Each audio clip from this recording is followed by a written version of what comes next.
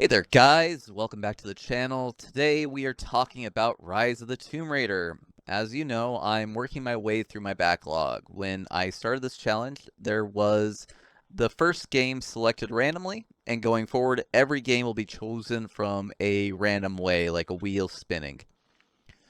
The first time we did it, we got Rise of the Tomb Raider. I actually played the first Tomb Raider years ago and remember liking it quite a lot. In fact, I liked it enough that I bought both sequels and then never got around to playing them.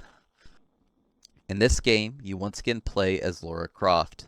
The basic story is that Lara is trying to prove that her father wasn't a fraud and goes searching for the lost city of a prophet who supposedly discovered immortality. The story isn't bad, but I wouldn't say it's particularly remarkable either. There are a few twists and turns throughout the game, but honestly, most of them were pretty predictable. There were a couple points where I was sitting there saying, yeah, that's probably going to happen, and then it exactly happened. Suspect you do too. I work better alone. He's the prophet. It doesn't necessarily make the story bad, just kind of average. The locations were pretty nice, though. The game starts in Syria before moving to Siberia and several other areas. It's not just snow the whole game, too. There are forests, hot springs, ruins, caves, tombs, and they're all really nice looking locations throughout the game. So you enter and it shows you a nice vista. Gameplays wise, it feels very similar to the first Tomb Raider. It's not necessarily a bad thing, but it also doesn't do a whole lot that's new.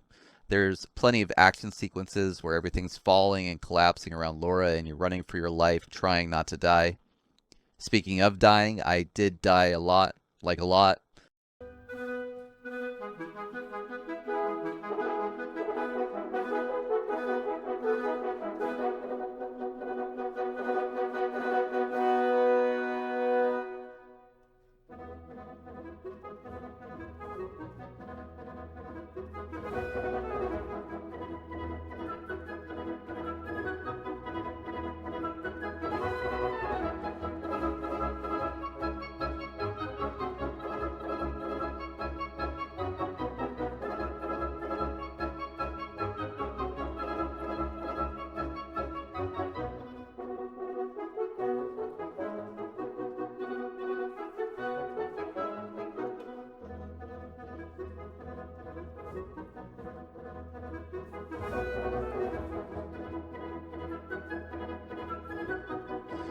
There are some pretty brutal death animations in this game, and if you're bad at platforming or timing jumps like I can be, you're probably going to see a lot of them.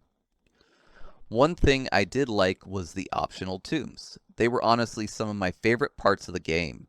Whenever I found a new tomb, I was usually more interested in doing that than whatever the main story was asking me to do.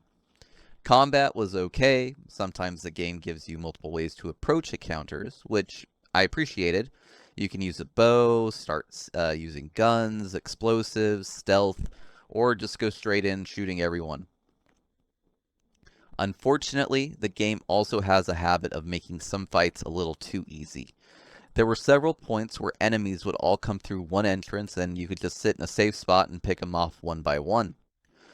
The biggest issue I had with the game was probably how much hand-holding there is. It's locked. Just have to disengage the mechanism. There are some decent puzzles here and there, but if you don't figure them out immediately, Lara starts telling you exactly what to do. Jump here, fall down, go now. There were multiple times when I was trying to think through a puzzle, and before I even had a chance to solve it, Lara was basically giving me the answer. By the end of the game, it felt less like solving puzzles and more like following instructions. Collectibles were another mixed bag. There is a ton of stuff to collect. You've got documents, relics, coins, caches, side missions, challenge objectives, DLC content, and who even knows.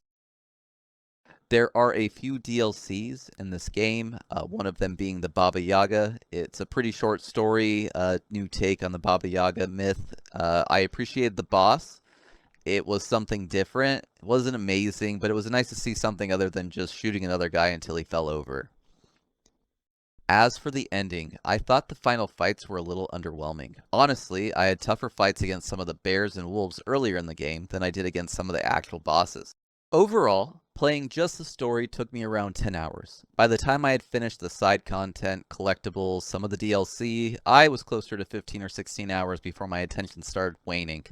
If you're somebody who wants to collect absolutely everything, you probably can get about 25 to 35 hours out of this. Overall, I give the game about a 6 out of 10. I don't hate it, I don't regret playing it, the environments are great, the tombs are fun, and the gameplay is solid enough. But between the predictable story, the hand-holding, the backtracking, and the collectibles, it's not really a game I see myself coming back to finish at 100%. It's a decent game, just not particularly memorable one. So, that's Rise of the Tomb Raider. We're going to spin the wheel and see what game we're playing next.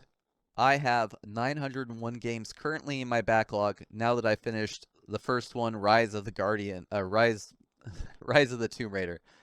Already forgetting what I'm playing. So, we will spin the wheel and we will see what our next game will be. I might change this because there's 901 games, which I didn't realize, so it's kind of hard to see what it lands on. It does pop up, but this time we will be playing Metro Exodus. So, I look forward to making the next video. If you like this video, please like and subscribe for more content like this. I'll see you later.